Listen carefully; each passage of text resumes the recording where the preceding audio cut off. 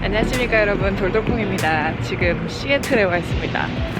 어제 저녁에 되게 늦게 도착해서 만두씨는 아직 자고 저만 커피를 한잔 하러 나왔어요. 시애틀 하면 커피하면 시애틀 아니겠습니까? 역시 스타벅스의 본고장. 그래서 일단 커피를 한잔 하고 하루를 시작해 보려고 하는데, 이거 아마존 헤드쿼터 아니에요? 커피요? 저는 오, 실제로 보면 이렇게 생겼군요.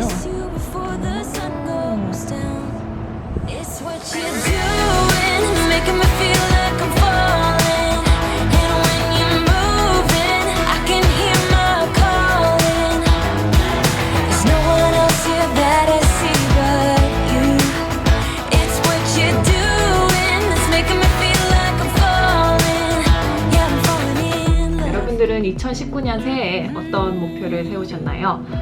저도 여러 가지 목표들이 있는데 오늘은 그 중에서 특히 영어 공부에 관한 이야기를 해볼까 합니다. 친구들은 그렇게 이야기를 합니다. 야, 너 미국 간 지 10년이나 됐는데 이제 영어 잘하지 않아? 그러는데 유학생분들이나 미국에서 오래 사신 분들은 공감을 하실 텐데 처음에 왔을 때 영어가 힘들죠. 그래서 막 고생을 하면서 영어 공부를 해요. 그러면 또 영어가 조금씩 늘어요. 그러다가 완벽하지는 않아도 영어가 일상생활을 하는데 크게 지장이 없을 정도의 수준이 되면 그때부터 영어가 안 는다는 생각이 들기 시작을 해요. 저도 사실 그걸 느낀 지는 꽤 오래됐는데 크게 불편함이 없기 때문에 부끄럽지만 사실 좀 방치를 했던 거죠, 그동안. 그런데 새해에는 좀 진짜 이제는 중급 회화에서 고급 회화로 스텝업 해보고 싶은 마음이 저도 있어요. 그 중에서도 특히 좀 어휘력이랑 표현력을 폭발적으로 늘려보고 싶다라는 생각을 하고 있어요. 그래서 초등학교 때부터 배워서 써왔던 단어들, 뭐 sad, happy, lonely 이런 단어들 말고 이제 고급진 단어들을 써서 감정이나 생각을 섬세하고 정확하게 표현하고 싶다는 욕심을 저도 가지고 있습니다. 새해에는 이 영어에 관한 3가지 작은 루틴들을 아침 루틴에 끼워서 저도 당분간 조금 해볼까 하는 생각을 가지고 있어요. 그 3가지 루틴을 오늘은 여러분들과 나눠보겠습니다. 첫 번째는요, 저도 이제 영어 어휘 공부, 표현력 공부를 이제 인터넷에서 막 찾아봤어요. 그랬더니 여러 웹사이트에 올라온 글들을 봤는데 빠지지 않고 등장하는 조언이 있었다면 바로 소설과 시를 읽으라는 거였어요. 그걸 보고 저도 좀 약간 뜨끔뜨악 했어요. 왜냐면 저도 사실 회사 생활을 하면서 읽는 문서들, 논문들, 그리고 공부를 하면서 읽었던 교과서 등등 이런 것들이 사실은 다 비문학에 해당하는 리딩들이잖아요. 그리고 원서 읽기를 도전을 해보신 분들은 아시겠지만 사실은 비문학보다 문학이 약간 읽기가 어렵게 느껴지는 부분이 있는 것 같더라고요, 저는. 생소한 문학적 표현이랄지 좀 신선한 비유랄지 이런 것들이 많이 등장을 하잖아요. 그게 어렵기 때문에 소설이 약간 더 읽기가 힘들게 느껴지는 부분이 있는데 그게 내가 진짜 약한 부분이구나, 내가 개선해야 되는 부분이구나 라는 사실을 저도 이번에 알게 됐어요. 그래서 소설을 많이 읽어야지 이러면 또 말만 하고 안 읽을 테니까 그 모닝 루틴에 소설을 한쪽에서 두 쪽 매일 읽겠다는 루틴을 추가를 해볼까 해요. 읽다가 재밌으면 또 저녁에 퇴근해서 와서 또 더 읽으면 되니까요. 그 모멘텀을 아침에 좀 얻기 위해서 한쪽에서 두 쪽 정도 의식적으로 소설이나 시를 아침에 좀 읽어봐야 되겠다라는 생각을 하고 있습니다. 그 첫 번째, 첫 주자로 존 그린의 소설 Turtles on the Way Down 이라는 책을 도서관에서 빌려왔습니다. 영어덜트, 청소년들을 위한 소설이기 때문에 약간 수월하게 읽히는 부분이 있어요. 존 그린이란 작가가 굉장히 저한테는 특별한 작가입니다. 왜냐면 처음에 제가 유학을 와서 처음으로 원서로 완독한 소설이 Looking for Alaska라는 존 그린의 소설이었어요. 너무 재밌어서 영어로 읽고 있다라는 생각을 하지 않고 끝까지 쭉 읽었던 그 소설인데 최근작입니다. 작년에 나온 책이고 빌 게이츠와 빌 게이츠의 딸인 피비가 함께 읽었던 책으로도 알려져 있습니다. 관심이 있으신 분들은 읽어보시면 좋을 것 같고요. 두 번째 제가 인터넷에서 봤던 충고는 내가 늘 이야기하는 내 필드의 회사 사람들, 동료들 말고 새로운 필드, 새로운 영역에서 일하고 조금 다른 관심사를 가진 사람들을 만나서 이야기해보라는 거였는데 사실 그런 사람들을 만날 기회가 저도 미국에 살지만 많지 않아요. 왜냐면 매일 회사 집 하는데 다른 관심사를 갖고 계신 분들을 만나서 일할 기회가 생각보다 많지 않은데, 그래서 제가 한번 시도해보고 있는 게 1대1 화상 영어예요. 그래서 튜터를 조금 나와 다른 관심사 그리고 나와 다른 그 백그라운드를 가진 사람으로 골라서 그 사람이 쓰는 어휘의 풀이 약간 다르다고 해야 되나? 그 다른 어휘의 풀을 제 것으로 조금씩 만들어 보고자 하는 생각을 가지고 있습니다. 사실 1대1 화상영어 튜터링 하는 장면이 이전에 미라클 모닝 영상을 통해서 벌써 몇 번 나갔는데 많은 분들께서 질문을 해주시기도 했어요. 돌도콩님 튜터링 어디서 하시는 거예요? 라고 질문을 해주신 분들도 계신데, 제가 쓰는 웹사이트는 캠블리라는 웹사이트입니다. 한국 분들뿐만 아니라 전 세계에서 이제 영어를 공부하고자 하는 분들이 거기에서 튜터를 찾아서 화상 영어를 통해서 공부를 하는 그런 웹사이트예요.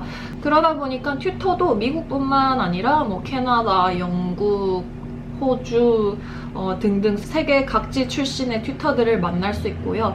그러다 보니까 장점이 두 가지가 있었는데, 첫 번째는 내가 원하는 영어, 내가 영국식 영어를 배우고 싶다고 하면 영국 튜터를 고르면 되겠죠. 그런 식으로 내가 배우고 싶은 영어 스타일을 골라서 튜터를 찾을 수가 있고, 두 번째는 튜터들이 전 세계에 있다 보니까 시간대가 다 다르잖아요. 그래서 24시간 내가 원하는 시간에 가서 튜터링을 받을 수 있다는 점이었어요. 저는 아시다시피 아침에 이걸 하니까 새벽 4시에 가도 늘 튜터들이 있고, 내가 원하는 시간에 가서 내가 원하는 만큼, 저는 한 10분에서 15분 정도를 하는데 그 정도 할 수 있다라는 게 굉장히 매력적으로 다가와서 저도 트라이를 해보는 중이에요.